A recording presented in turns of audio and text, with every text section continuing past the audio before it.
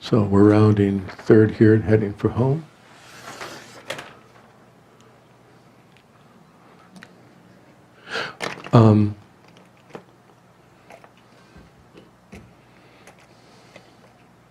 If if door number one is innocence and door number two is guilt, and if we use innocence to have a decent experience of ourselves, right? If we use innocence so that we can generally have that kind of experience of ourselves, then whoever we're doing that in the system with, we will have this experience of them. No way around it. When we have this experience of them, so that we can have this experience of ourselves, then our possibility of belonging with them and they with us is pretty much shot, right? One of us is guilty and one of us is not guilty. If I increase my not guiltiness, I increase your guiltiness. I decrease your not guiltiness. If we increase our innocence, then the possibility of finding others suitable goes way down. And if we increase our guilt, the possibility of finding ourselves suitable goes way down. What a pickle.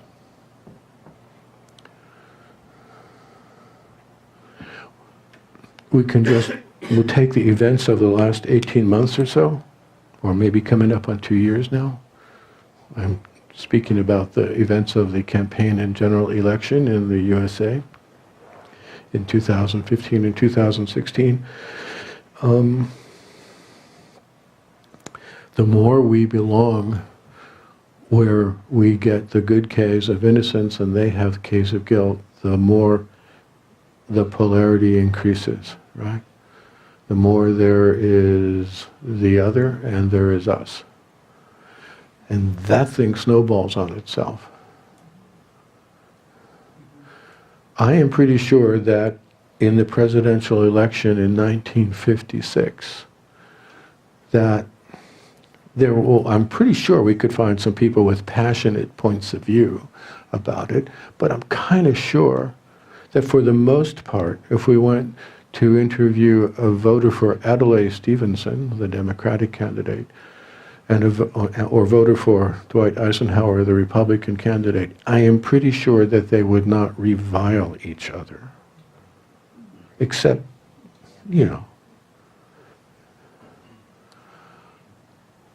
as a society, we are starting to revile each other really intensely. And as we have noticed in the last few months, it gets worse when it gets worse. Or it gets better when it gets better.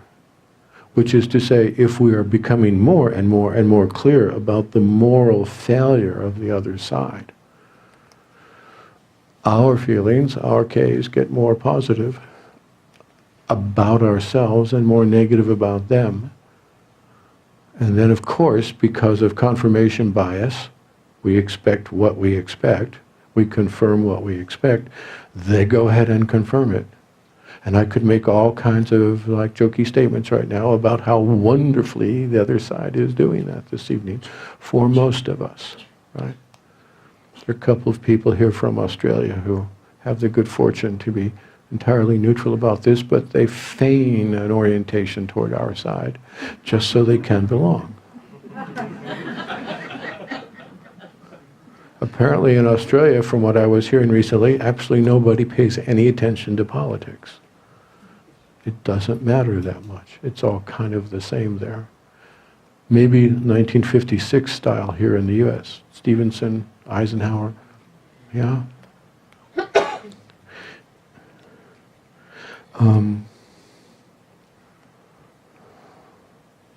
What are the chances that any of us in this room, whatever our stance politically, what are the chances that we could wake up in the morning with a reversed polarity? Zero. Right? What are the chances that anyone could argue us into a reversed polarity? Zero. Because the facts, and this is not an innovation in the current administration, it's just human wiring. The facts do not matter. What matters is the feelings. And what seems to be happening is that the feelings have so intensified and the innocence has so coagulated itself and required, therefore, that the guilt be so stark and obvious at the other side, that has happened so thoroughly that there is no chance to change. What a bummer.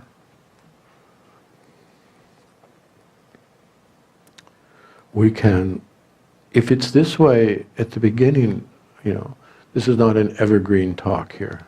Nobody has to watch this in 40 years and have it all be completely contemporary. If in April of 2017 it's like this and we're 80 or so days into the event, what's it going to be like in 3 or 4 more?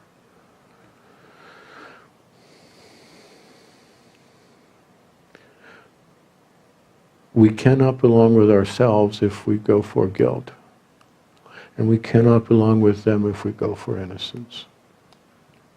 As long as innocence and guilt are the only 2 doors, there's a sort of pseudo door 3, which is just avoid the whole subject, like they do in Australia.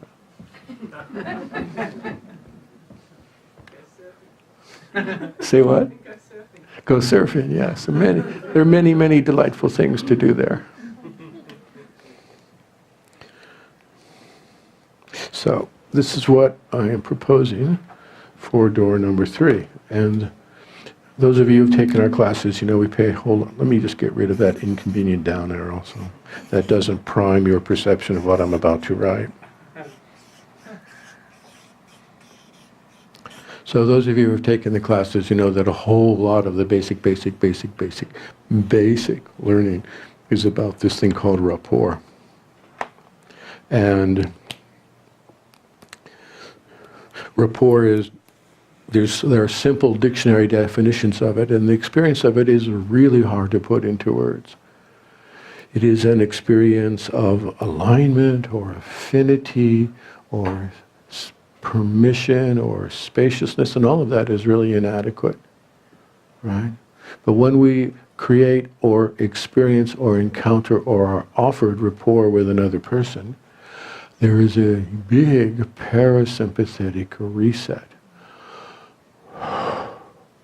a coming out of fight and flight,